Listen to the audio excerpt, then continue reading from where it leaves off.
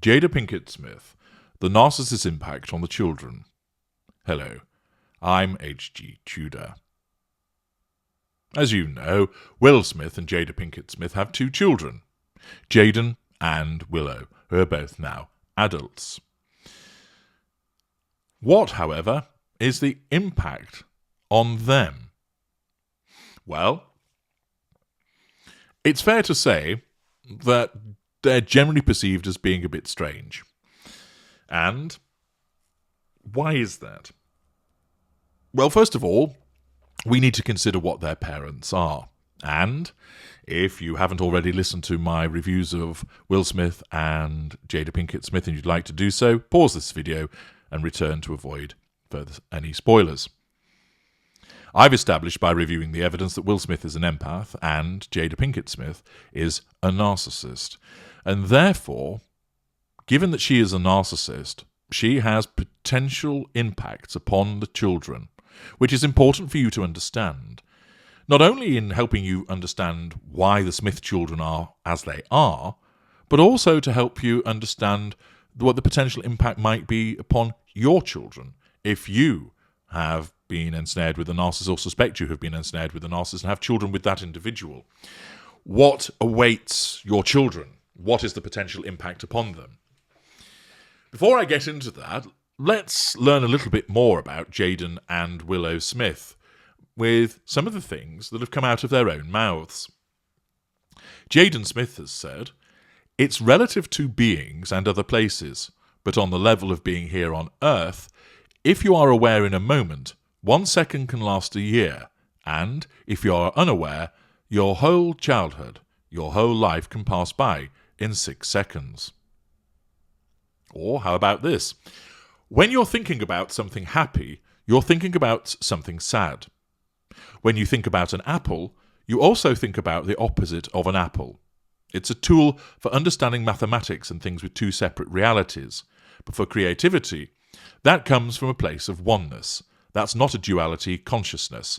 And you can't listen to your mind in those times. It'll tell you what you think and also what other people think." Did anybody order a side order of word salad? Or what about this? "Here's the deal. School is not authentic because it ends. Kids who go to normal school are so teenagery, so angsty." Or, "People used to ask me, what do you want to be when you get older?" And I would say, what a stupid question. The real question is, what am I right now? Or, "People tell me to smile. I tell them the lack of emotion in my face doesn't mean I'm unhappy." Or this gem, "How can mirrors be real if our eyes aren't real?" And then, "If newborn babies could speak, they would be the most intelligent beings on planet Earth." He continues with, "If everybody in the world dropped out of school, we would have a much more intelligent society. We need to stop teaching the youth about the past and encourage them to change the future. Water in the eyes and alcohol in the eyes are pretty much the same. I know this from first-hand experience. When babies are born, their soft spots bump. It has like a heartbeat in it. That's because energy is coming through their body up and down. You've never learned anything in school. Think about how many car accidents happen every day. Driver's ed, what's up? I still haven't been to driver's ed because if everybody I know has been in an accident, I can't see how driver's ed is really helping them out." And finally, so when one thought goes into your mind, it's not just one thought. It has to bounce off both hemispheres of the brain. When you're thinking about something happy, you're thinking about something sad. When you think about an apple, you also think about the opposite of an apple. Well, thanks for those, Jaden. But is Jaden just somebody that is precocious? Or he's been on the ganja too much? Or is there something else behind all of those rather strange observations that he makes? Let's take a look at some of the things that have come out of the mouth of his sister, Willow. She stated, "I mean, time for me, I can't make it go slow or fast, however I please, and that's how I know it doesn't exist. There's no novels that I like to read, so I write my own novels, and then I read them again, and it's the best thing. I think by the time we're 30 or 20, we're going to be climbing as many mountains as we possibly can climb. Me and Jaden just figured out that our voices sound like chocolate together. As good as chocolate tastes, it sounds that good. Caring less what everybody else thinks, but also caring less and less about what your own mind thinks, because what your own mind thinks sometimes is the thing that makes you sad. Breathing is meditation. Life is a meditation. You have to breathe in order to live, so breathing is how you get in touch with the sacred space of your heart. I went to school for 1 year. It was the best experience, but the worst experience. The best experience because I was like, oh, now I know why kids are so depressed. But it was also the worst experience because I was depressed. Again, what on earth possesses this person to come out with those observations? Know it all? Pretentious? Full of herself? Inflated sense of grandiosity? Or might it be that she's operating from some higher plane of consciousness and we all just don't realise? There's plenty of information and evidence that demonstrates that, well, to put it mildly, the Smith children are a bit strange. But why? Has there been an impact upon them? Well, undoubtedly. How might a narcissist impact upon a child? The first point is that the narcissist could well pass on the genetic predisposition to narcissism genetically, so that the narcissist, male or female, passes on that genetic predisposition to potentially become a narcissist to their offspring. This doesn't always happen. It might, in effect, skip a generation. But there's a high chance that where there is a parental narcissist, the relevant aspect of that genetic predisposition towards narcissism gets passed on to the child. So there is a significant possibility that both Jaden and or Willow Smith have that genetic predisposition to narcissism passed to them by their mother. What then might they also have in terms of the impact? Well, aside from the genetic predisposition, there's the environment in which they have been raised.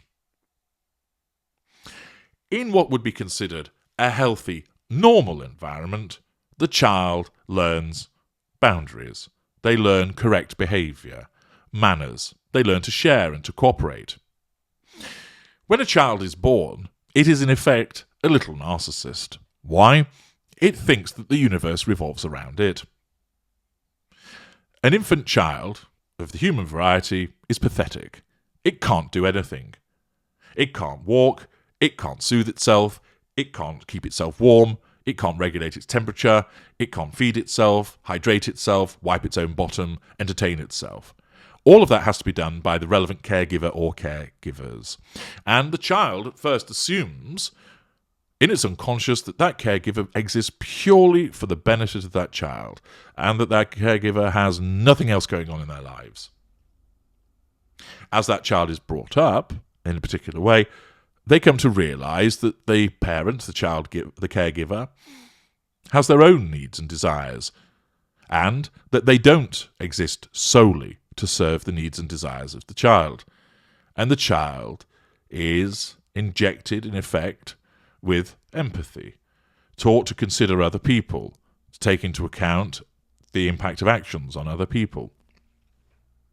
They learn boundaries, recognise to share and to cooperate. They're given emotional support, they're kept warm, they're told no, and they have to understand what it means. They are encouraged, but not driven. They're not abused physically, sexually, emotionally, psychologically.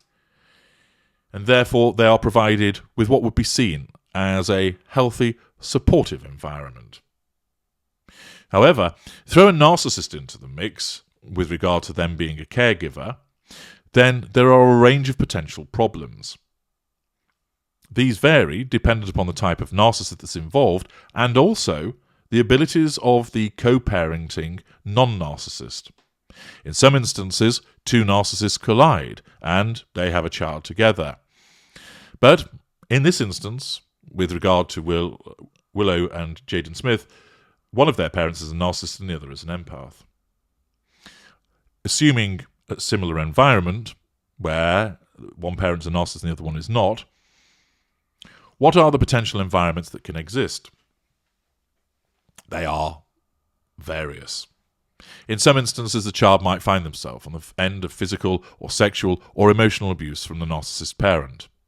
It might be that that parent is emotionally unavailable, distant from the child, providing them with no emotional support or guidance. The parent might actually be physically absent, leaving the child with somebody that drifts in and out of their lives.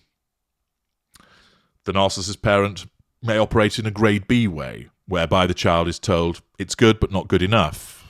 You scored 2 goals, why didn't you score 3? You got 75% in your exam, why wasn't it 85%? Run faster, jump higher, swim for longer. There's always another hill to be climbed after the first hill has been climbed. In some instances, the child is subjected to an environment where they're told that they are absolutely amazing, that they can do no wrong, that they are treated as the golden child, even though their abilities don't match, and they are raised to believe that they are a conqueror of worlds, a colossus that strides the world and can achieve anything. In some instances, the child grows up in a gilded environment where everything comes easy to them. They don't have to work hard for anything. It's all provided on a plate. Sometimes the narcissist parent does encourage the child and provides an environment where they're fed, they're watered, it's a pleasant home that they live in terms of furnishings, they have plenty of toys, but they're driven hard to achieve. That the narcissist parent lives vicariously through the child. The child's accomplishments become that of the narcissist. The helicoptering parent who's always worried about little Johnny bumping his head, faffing around them, never allowing that child to make decisions for themselves, always knowing what's better for them. There are lots of ways that it can be done, and of course, as Philip Larkin once memorably wrote, they fuck you up, your mum and dad. When it comes to the narcissist parent, dependent upon the nature of the interaction with the child, they will invariably have some kind of impact.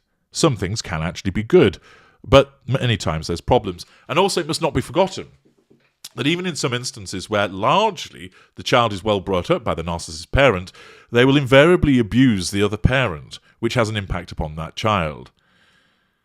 For instance, Smith talked about an environment of anxiety and tension caused by his narcissist father and the violence that he meted out as against his siblings, Smith himself, and of course his own mother. So, the fact that the narcissist cheats on his non-narcissist partner, which breaks their heart, or beats them up, treats them in a mean fashion, belittles them, and this is witnessed by the child, has an impact upon that child also. So, there are a variety of impacts. None of them, whichever way you look at it, are wholly good. Such an environment has been one that is not wholly good for the Smith children. That genetic predisposition is there, and also it's clear that a lack of control environment has been created by the presence of their mother. What about their father? Does he have any culpability in this? Well, yes, he does. He, of course, is responsible for their upbringing also, and it's clear that the influence of his wife upon him and the symbiotic relationship that he has with her, where basically he kowtows to her, and in all likelihood, she says what goes and he goes along with it, no matter how batshit crazy it might be, results in that lack of control environment being created.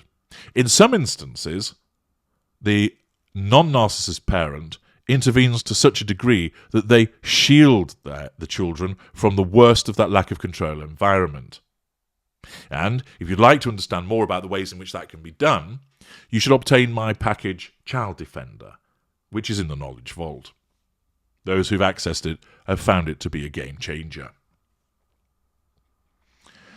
There are occasions where the non-narcissist parent lessens the impact of the narcissist's impact upon the children by shielding them, protecting them, removing them from the influences of the narcissist, adding further support where it's withdrawn by the narcissist parent. And that results in a different outcome.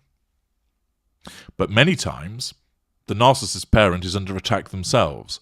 They're being abused, physically beaten, worn down, emotionally eroded.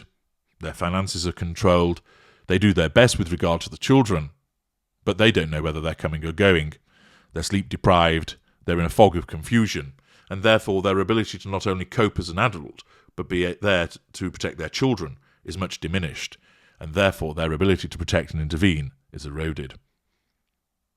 In some instances, the non-narcissist parent is so beholden and spellbound to the narcissist that they don't pick up on abuse that's taking place.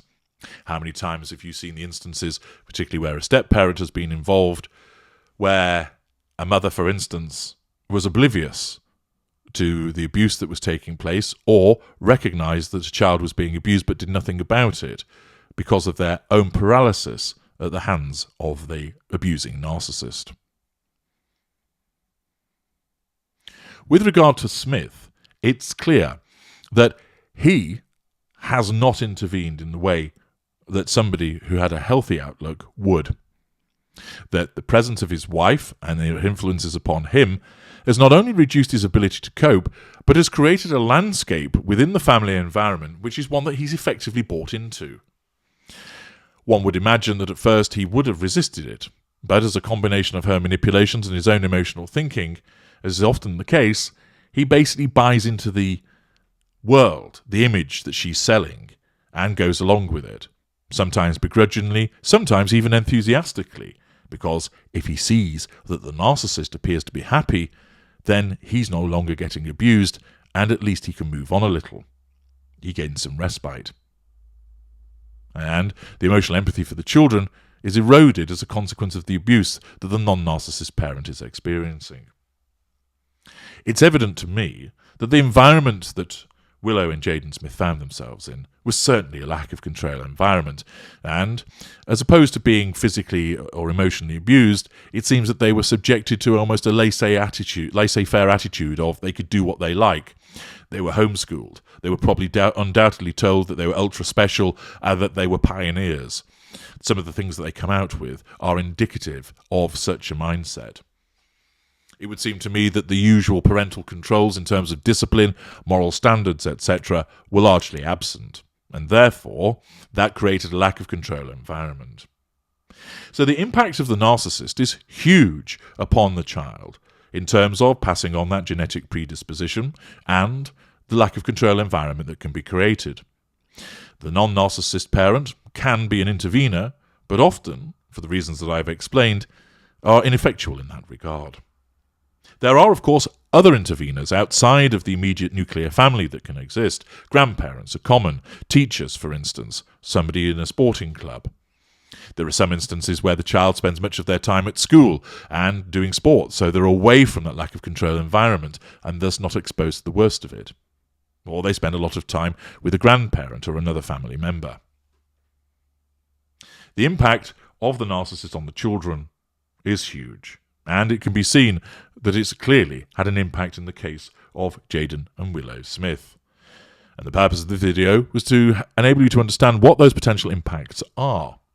In a future video, I'll be telling you precisely what that impact is in terms of what it has made Willow and Jaden Smith. I'm H.G. Tudor. Thank you for listening.